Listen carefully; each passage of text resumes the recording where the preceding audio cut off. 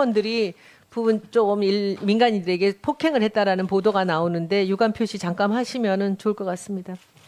처음 듣는 말씀인데, 그러니까 저는 그렇지 않다고 생각합니다. 그러니까 한번 좀 알아보겠어요. 알아보고 폭행한 것이 잘못됐다. 그런 일이 있어서는 안 되겠죠. 네. 있다면은 기사가 나오고 있어서요. 동영상까지. 그냥 간단히 유감 표시만 하시면은 뭐 간단하게 넘어갈 수 있을 것 같은데. 그래서 좀뭐 어떻게 그냥 사람도 많고 지금 부딪히게 되면 먼저 그 자기에서 사실 사과를 드려야죠. 네. 그게 됐습니다. 당연한 일이죠. 네. 저는 두 번째 질의에서 삼성물산 제일모직의 합병에 반대 의견을 냈던 국내 증권사 대표가 이 반대 의견을 냈다라는 이유로 불이익을 당한 이 사례에 대해서 국민 여러분들께 알려드리고자 합니다. 지금 이 자리에는 당시 국내 증권사 대표였던 그 당사자의 증언을 들으려고 참고인으로 한화증권 전 주진영 대표가 나와 있습니다. 질문을 하겠습니다. 삼성물산 제일모직 합병 당시 국내 증권사 중 유일하게 합병 반대 의견을 내신 걸로 알고 있습니다. 왜 반대하셨습니까? 당시 처음 그 보도가 나왔을 때는 해도 좀 너무 심하다. 보나마나 저렇게 그 과대평가된 제일모직과 과소평가된 삼성물산을 자본시장법의 시행령을 핑계로 합병을 하겠다. 그것은 단지 그냥 물산의 이사들이 안 하겠다고 하면 되는 일인데 시행령 핑계 대면서 합병한다는 것이 너무 기가 막혔는데 국내 언론이나 우리나라에 뭐 발언권이 있는 모든 사람들이 다들 눈을 감거나 아니면 입을 닫거나 아니면 찬동하는 것을 보고 좀 기분이 안 좋았습니다. 근데 이제 증권회사들까지 다들 옹호하는 보고서를 쓰는 걸 보고 한국인으로서 창피했습니다. 그 보고서를 쓰지 말라고 한화 내부에서도 압력이 있었다고 들었습니다. 어떤 압력이었습니까? 처음 보고서가 나가기 며칠 전에 하나그룹의 경영기획실장인 금춘수 사장이 저를 보자고 만나서 하나그룹과 삼성은 사이도 좋고 앞으로 딜도 많고 그렇기 때문에 부정적인 보고서는 쓰지 말아라 얘기를 해서 제가 증권회사 사장한테 그런 것을 부탁하는 것은 부적절하다. 그렇게는 못하겠습니다. 약속 못 드립니다. 이제 얘기를 했고 그러고 난 다음에 그 다음 주 월요일 날 저도 모르는데 이제 어쨌든 월요일 날 보고가 나갔습니다. 1차 보고서. 삼성에서도 당시 압력이 있었습니까? 네, 뭐 삼성그룹에 아는 제 그 지인들로부터 한 4사람에 걸쳐서 전화가 와가지고 처음에는 뭐 의결권을 위임해달라. 저 당시에 이제 저희 회사는 우연하게 삼성물산 주식을 한 39,000주 정도 0.02%밖에 안 갖고 있었는데 그 의결권을 위임해달라라고 전화들이 왔고 그래서 제가 위임하지 않는다고 하니까 그 다음에는 그러면은 찬성해달라라고 전화가 왔고 그것도 이제 부정 안 하겠다고 하니까 정 그럴 거냐라는 식의 얘기들을 들었습니다.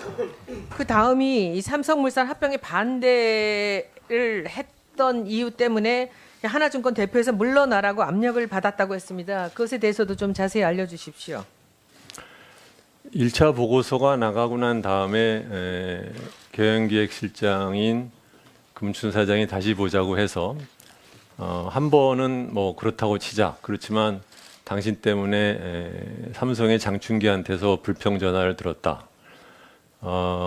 다시는 더 이상 쓰지 않겠다는 약속을 하라는 말을 계속해서 저한테 얘기를 했고 저는 그 약속은 못 드리겠다라고 했습니다. 그 물러나라고 하는 이유는 무엇이었습니까? 구체적으로 그 이유를 대면서 그 압박을 했습니까? 2차 보고서가 나가고 난 다음에 며칠 후에 삼성생명 당시 대표 이사였던 김현배 부회장께서 직접 그날 아침에 전화를 하시더니 급하게 오셔가지고 두 번째 보고서 나온 것 때문에 구조본에서 굉장히 기분이 격앙돼 있다. 이렇게 되면은 주사장이 물러나야 될 거다. 그래서 제가 제가 먼저 사임할 일은 없으니 만약에 물러나게 하고 싶으면 법적인 절차대로 하십시오. 그렇게 얘기를 했습니다. 그런데 주식도 얼마 안 됐다면서 왜 한화에서는 이렇게 그 일에 대해서 예민하게 반응을 했을까요? 하나그룹에서는 이제 뭐 우리나라 그 재벌들이 다 그렇지만 기본적으로 일종의 이제 조직 폭력배들이 운영하는 방식과 똑같아서 일단 모두 누구라도 한마디 말을 거역하면은 그거를 확실하게 응징을 해야 다른 사람들이 말을 따라간다고 생각하는 그런 논리가 있을 거라고 생각을 합니다. 그래서 이제 물러나야 할 이유를 한사코 말하지 않으면서도 이제 그 나갈 수도 있다라고 할 때 어떻게 하셨습니까? 김현배 부장께서 오시고 난 그 얘기가 했던 것이 이제 7월 초였는데 그러고 나서 9월 초에 다시 금춘수 사장이 보자고 해서 저한테 물러났으면 좋겠다. 그래서 그거는 못하겠다 했더니 그러면은 구조본의 재무팀장을 경영총괄 부사장으로 보낼 테니 당신은 임기 때까지 이 선으로 물러나 있어라. 그래서 그것도 제가 그렇게는 안 하겠다라고 얘기를 했습니다. 이제 마지막 질문은 김상조 교수님께 한번 해보겠습니다. 김 교수님은 그 분쟁에 대해서 당시 경향신문에 칼럼을 쓰셨습니다. 당시 사건 보시면서 어떤 생각하셨습니까? 이 합병이 승계와 무관하다는 이재용 증인의 답변에 대해서도 동의하십니까? 간단하게 설명 좀 해주시면 좋겠습니다. 예, 하나그룹에서 참모 조직이 이제 경영기획실인데요. 삼성그룹의 미래전략실과 같은 역할을 하고 있다고 보시면 됩니다.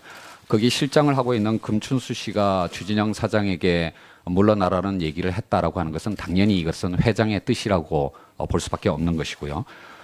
김승현 회장은 이 하나투자증권의 주식을 한 주도 갖고 있지 않을 뿐만 아니라 등기사도 아니었습니다. 그런 분이 상장회사에서 주주의 뜻에 의해서 뽑힌 사장을 물러나라고 이렇게 일방적으로 지시하는 것은 우리나라 기업들의 지배구조가 얼마나 엉망인가라고 하는 것을 보여주는 것이라고 생각을 합니다. 또 한편 삼성물산과 제일모직의 합병이 갖는 의미를 간단하게만 설명을 드리면 제일모직은 과거에 삼성 에버랜드였습니다. 이름이 바뀐 것이죠. 따라서 이재용 부회장이 갖고 있는 재산의 거의 대부분을 그 제일모직의 주식으로 갖고 있었고요. 삼성과 물산은 삼성전자와 삼성생명의 주식을 많이 갖고 있는 그룹의 지주회사였습니다. 따라서 이 두 회사의 합병은 이재용 부회장의 어떤 재산을 그룹 전체의 사실상 지주회사의 주식으로 바꾸는 삼성그룹의 3세 승계 과정에 완성지는 아니지만 거기로 가기 위한 굉장히 중요한 어떤 과정이었다고 생각이 됩니다. 예, 수고했습니다. 다음은